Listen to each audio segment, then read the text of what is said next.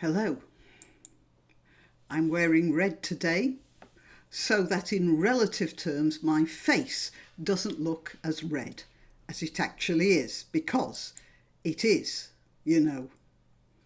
It's red with embarrassment and red with anger as well. I'm British and I used to be proud of that. Okay, I still am, but I'm not proud of what my government has turned into. A bunch of craven, appeasing, cowardly, squealing, lily-livered, gutless slime balls whose only thought seems to be a quiet life and hang the consequences. Asia Bibi, the Bangladeshi Christian, or was it a Pakistani Christian? Asia Bibi, the Pakistani Christian, didn't get asylum here because of Theresa May's personal intervention, saying that her presence would cause communal unrest or something, which is code.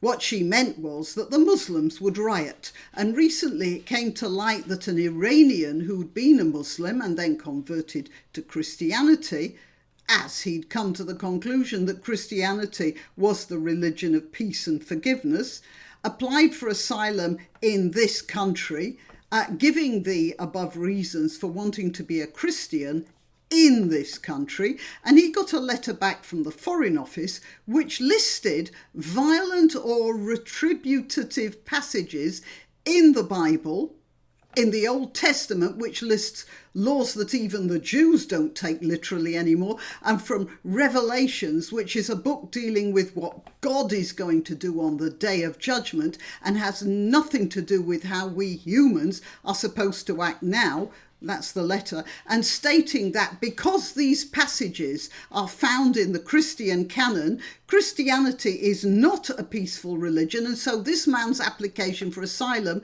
is to be rejected. I'm not a betting woman, but I'll tell you something. I'd lay next month's paycheck on the bet that the person who made that decision for that rejection was neither a Christian nor a lapsed Christian. Oh hell, I'll put it in plainer terms, that the person who made that decision to reject that Christian convert was a Muslim. And I say that because that sort of Bible quoting is exactly the sort of argument you see in Muslim refutations of Christianity, in which they regard the word of the Bible as completely literal in exactly the same way as they regard the Quran as literal. And secondly, it betrays just the same selective attitude of a second-class status for Christians and Christianity, which is an unfortunate staple of the Muslim world, I am sorry to say. On top of that, we have this photo of our Queen visiting Saudi Arabia last year.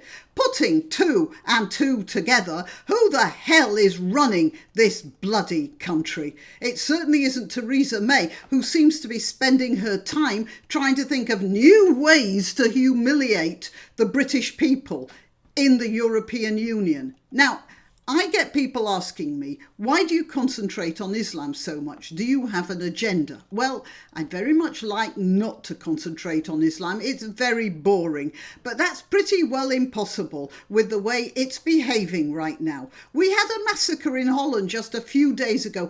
Did the media say anything about it? Well, no, they didn't. Instead, they lied that it was a family dispute. Well, it wasn't. 3 dead, 10 injured, maybe more now. Where are the vigils and the outpourings of grief from the Muslim communities throughout Europe, throughout the world? No, all they can think of to say is, well, will it cause Europeans to attack us? Not, how can we make that better?